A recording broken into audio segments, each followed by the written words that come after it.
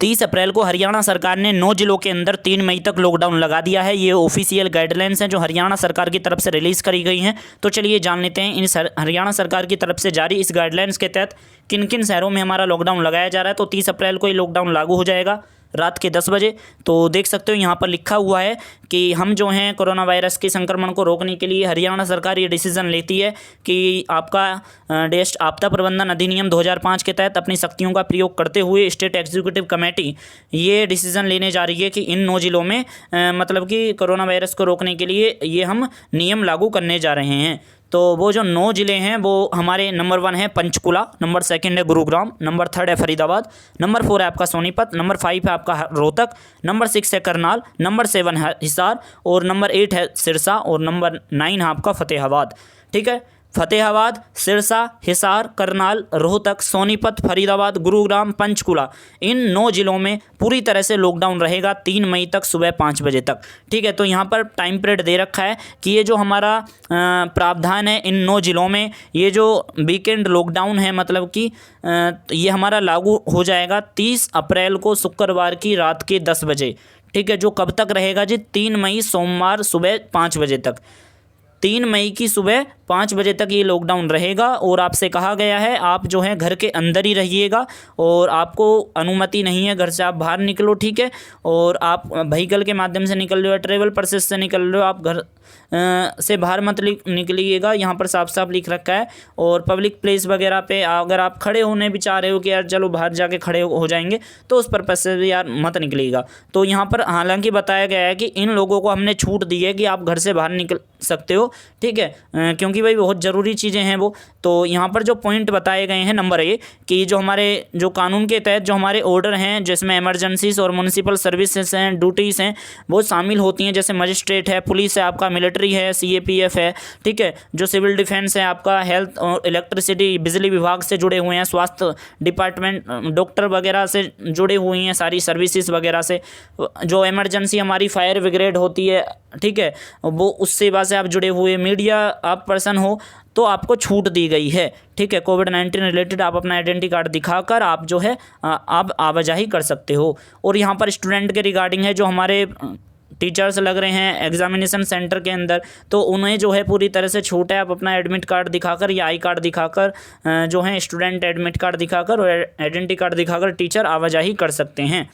और यहाँ पर तीसरा पॉइंट C पॉइंट में इन्होंने लिखा है जो बहुत ज़रूरी चीज़ें हैं उनका मैन्युफैक्चर जो कर रहे हैं, ठीक है, तो उन पर किसी भी प्रकार का कोई अंकुश नहीं है। ठीक है, जो बहुत ज़रूरी चीज़ों का मतलब कि निर्माण कर रहे हैं, मैन्युफैक्चर कर रहे हैं। आगे बताया गया है गुड्स के रिगार्डिंग। ठीक है, जो देखिएगा वस्तुएं हैं चाहे वो नॉन इसेंशियल हों, गैर ज़रूरी हों और ज़रूरी वस्तुएं हैं। ठीक है, जो वस्तुएं हैं वो एक राज्य से हमारे दूसरे राज्य में आ रही हैं, जा रही हैं। ठीक है, इंट्रा स्टेट और इंटर स्टेट मतलब कि हरियाणा में आ रही है और इंट्रा स्टेट मतलब कि लेने जा रहे हैं अपने राज्य से बाहर। तो भाई उस कंडीशन में छूट दी गई है कि आप अपने व्हीकल और पर्सन जो हैं अपना ड्राइवर लोग वो एक राज्य से दूसरे राज्य में, हरियाणा से दूसरे राज्य में या हरियाणा के अंदर आने के लिए आप अपना पास के माध्यम से वेरीफाइड करने के बाद आ जा सकते हो, अपने डेस्टिनेशन तक पहुँच सकते हो। ठीक है, और जो हमारे हॉस्पिटल्स और आपका नरी से रिलेटेड जो हॉस्पिटल्स हैं, मेडिकल्स हमारी संस्थाएं हैं जो मेडिकल डिपार्टमेंट से जुड़ी हुई हैं, ठीक है, तो उनको भी छूट दी गई है। और यहाँ पर मैन्युफैक्चर कर रहे हो आप मतलब कि हेल्थ का कोई भी प्रोडक्ट वगैरह है वो। ठीक है, डिस्ट्रीब्यूशन जो हमारी यूनिट है पब्लिक और प्राइवेट सेक्टर में जो हमारे डिस्पेंसरीज हैं, केमिस्ट की दुकान है, ठीक है, फार्मेसीज हैं, जन औषधि केंद्र जिसे आप कह देते हो। ठीक है, हमारा जितने भी हमारे मेडिकल उपकरण बेचने वाली जितने भी दुकान है, मेडिकल की दुकान है, प्रयोगशालाएं हैं हमारी, ठीक है, फार्मास्यूटिकल्स हैं, हमारी रिसर्च लैब हैं, क्लिनिक हैं, तो इन सभी को हमारी छूट दी गई है। नर्सिंग होम, एम्बुलेंस आदि ये इनका वर्क कंटिन्यू रहेगा, इन पर किसी भी प्रकार का कोई भी प्रतिबंध या पाबंदी नहीं होगी। ठीक है, क्योंकि बहुत ज़रूरी सर्विसेज हैं। और अस्पताल सहायता सेवाओं के लिए परिवहन की अनुमति होगी, यानी कि अगर कोई ट्रांसपोर्ट है और वो लगा हुआ है हमारा हॉस्पिटल सर्विस में या किसी को हॉस्पिटल पहुंचाना है, ठीक है, यदि आप अपना भी लेके जा रहे हो तो उस दौरान कंडीशन में आपको छूट मिली जाएगी। ठीक है, और अगला जो पॉइंट है यहाँ पर बताया गया है E पॉइंट में कि ई पॉइंट मैंने आपको बता दिया, ठीक है, कि आपको छूट मिलेगी जितने भी हमारे हॉस्पिटल या मतलब कि स्वास्थ्य हेल्थ से जुड़े हुए जितने भी वर्कर हैं। अगले जो हमारी गाइडलाइंस हैं वो हमारी वाणिज्य और निजी जो प्रतिष्ठान हैं उनसे जुड़ी हुई है, कमर्शियल और प्राइवेट इंस्टेब्लिशमेंट, ठीक है। तो जिनका भी कमर्शियल वाणिज्य व्यापार वगैरह से हैं जो जितने भी चीज़ वो यहाँ पर दे रखी हैं, ठीक है, जो कमर्शियल हैं बहुत ज़रूरी हैं राज्य के लिए हरियाणा में।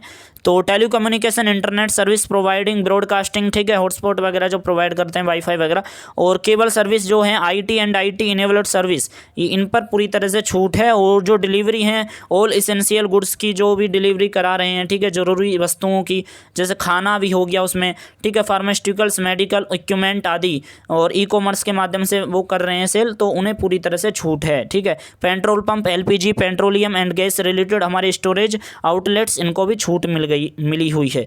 और जो पावर जनरेशन से रिलेटेड हैं, ट्रांसमिशन हैं और डिस्ट्रीब्यूशन यूनिट सर्विसेज हैं, उनको भी छूट दी गई है, ठीक है। जो हमारा मतलब कि बिजली से जुड़े हुए हैं वो वगैरह वगैरह, उनको भी छूट मिली है। और पावर और कोल्ड स्टोरेज और वेयर हाउसिंग से जुड़े हुए जितने भी हैं, जो कोल्ड स्टोरेज हैं, उन्हें भी छूट दी गई है, और वेयर हाउसिंग को भी छूट दी गई है, जो उनसे जुड़ी हुई चीज़ें हैं, ठीक है। और farming operations by farmers and from worker the field, तो खेतों में किसान और जो हमारे मजदूर काम करते हैं, तो उनकी सारी सर्विसेज जो हैं वो चालू रहेंगी, उन पर किसी भी प्रकार का कोई प्रतिबंध नहीं होगा। ये सेकंड पेज है हमारा लगे हरियाणा में लॉकडाउन का। तो यहाँ पर इन्होंने बताया है तो कि रेस्टोरेंट जो हैं हमारे और ईटिंग जितने भी खाने वाले स्थान हैं, ठीक है, तो उन्हें भी पूरी तरह से छूट दी गई है, लेकिन वो छूट मिली है केवल होम डिलीवरी पर्पस के लिए। और जो कोर्ट के साथ जो जॉइंट है हमारे, ठीक है, और या मैं यूँ कहूँ, जो देखिएगा जॉइंट का मतलब ऐसा है, देखिएगा मान के चलिए जो अस्पताल के बाहर जो हमारे फूड सेंटर हैं, ठीक है, और वो ज़रूरी हैं, तो भाई आप जो है मरीज़ के पास तक जूस वगैरह लेके जा रहे हो, ठीक है, उसमें रेस्टोरेंट टाइप भी आ जाता है। और डॉक्टरों के लिए बहुत ज़रूरी है कोर्ट के जो जॉइंट रहते हैं जो हमारे फूड, तो वो भी हमारे फूड कोर्ट्स वगैरह जो हैं उनको भी छूट दी गई है, लेकिन आपको केवल होम डिलीवरी के लिए ही, ठीक है। तो इस चीज़ का आप ध्यान रखिएगा। जितने भी मतलब कि आपकी चीज़ें चाहे वो किसी के भी पास हों, आप वहाँ पे बैठ के खा नहीं सकते, जितना भी ईटिंग प्लेस है या होटल हैं आपके, रेस्टोरेंट वगैरह, ठीक है। और मॉल वगैरह ये पूरी तरह से हमारे बंद हैं, वो केवल हमारे होम डिलीवरी के लिए ही खुले हुए हैं। और जो इंटर स्टेट और इंटर स्टेट मूवमेंट कर रहे हैं, तो उनको अनुमति है। जो हार्वेस्टिंग मतलब कि जो हमारे कृषि रिलेटेड जितने भी हमारे मशीन हैं वगैरह वगैरह, ठीक है, तो उनको छूट दी गई है। जो बागवानी रिलेटेड जो मशीनें हैं हमारी, ठीक है, उनको छूट दी गई है। हार्वेस्टर वगैरह जो मशीनें हैं, ठीक है, तो वो अपने राज्य से या राज्य के अंदर आने के लिए उन्हें छूट दी गई है।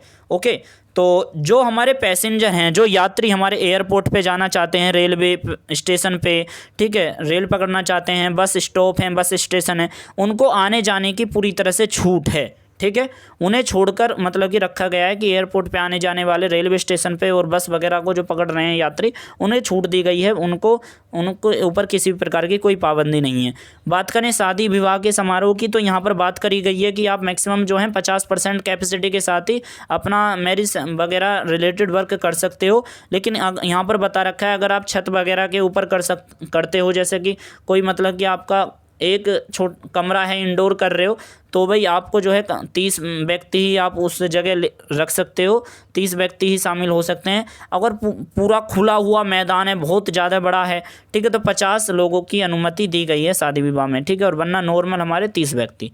ओके, और यहाँ पर जो है आगे बताया गया है कि वेयर एवर एक्सपेंशन की यहाँ पर बताया गया जो चीज़ हमने नहीं बताई हैं तो उनको मतलब कि जो ज़रूरी भी हैं तो उनको भी छूट दी गई। लेकिन वो एम्प्लॉयज़ या ऑर्गेनाइजेशन, उन्हें ज़रूरी है कि भाई आप कोविड-19 के जो विरुद्ध हमारे उसे लड़ने के लिए जितनी भी चीज़ें ज़रूरी हैं, सोशल डिस्टेंसिंग, ठीक है, और हेल्थ डिपार्टमेंट की तरफ से जारी गाइडलाइंस, तो आप उन चीज़ों का पालन करते हुए सारी चीज़ें संचालित कर सकते हो। ओके, अगला पॉइंट यहाँ पर इन्होंने बताया है कि जितने भी हमारे उद्योग हैं, ठीक है, उद्योग जितने भी हमारे यूनिट्स हैं, इंडस्ट्रियल यूनिट्स, और जिनके अपने खुद के बिजनेस वगैरह हैं, बड़े बड़े उद्योग हैं, ठीक है, तो उनसे जुड़े हुए कह रहे हैं कि आप जो है जा सकते हो, आ जा सकते हो, आवाजाही कर सकते हो। उसके लिए आपको पास बनवाना पड़ेगा। sarlaharyana.gov.in इस वेबसाइट्स के पोर्टल से आप अपना नेसेसरी अपनी ज़रूरी डिटेल को भर के एम्प्लॉयज़ और स्टाफ उससे जुड़ा हुआ जो है, क्योंकि भाई इंडस्ट्रियल बहुत ज़रूरी होता है किसी भी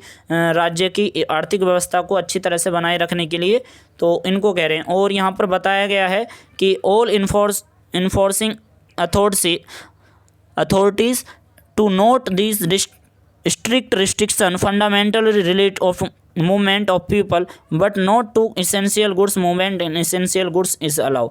तो यहाँ पर बताया गया है कि जितने भी ये जो हमारे अधिकारी हैं जितने भी हैं, तो उनको ध्यान में दिलाया जा रहा है कि सरकार की ओर से कि आपको पूरी तरह से सख्ती के साथ इन पाबंदियों को लागू करवाने में, मतलब कि पूरी तरह से कोई कसर नहीं छोड़नी, ठीक है, आपको पूरी तरह से लागू करवाने हैं। और जो आवश्यक वस्तु से जुड़े हुए जो मूवमेंट लोग बाग कर रहे हैं जो बहुत ज़रूरी हैं, ठीक है, उनको आप छूट दीजिए, ठीक है, उनको छूट देने की बात करी गई है।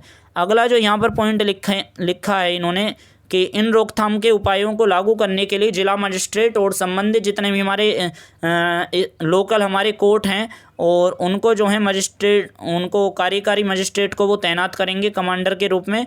और कोई भी अगर इंसिडेंट होता है तो उसके लिए रिस्पॉन्सिबल होगा वो जो कमांडर है, जो मतलब कि वहाँ पे तैनात करे गए हैं ड्यूटी के दौरान, ठीक है। और ये नॉर्मल पब्लिक से रिलेटेड नहीं है, तो यहाँ पर ये सारी चीज़ें समझ में आ गई। और पैनल प्रोविज़न क्या है कि अगर आप इसका उल्लंघन करते हो तो आपके साथ सेक्शन 51 और से लेकर 60 डिजास्टर मैनेजमेंट एक्ट 2005 के तहत आपके साथ लीगल एक्शन सेक्शन 188 के तहत लीगल एक्शन लिया जा सकता है अगर आप इस नियमों का आप उल्लंघन करते पाए जाते हो। तो यार ये थी गाइडलाइंस जो मोटा मोटी मैंने आपको बता दी हैं, और आई होप कि आपको वीडियो पसंद आई होगी। किसी भी हरियाणा लॉकडाउन अपडेट के लिए आप हमारे इस चैनल को सब्सक्राइब करना ना भूलें। Thank you so much.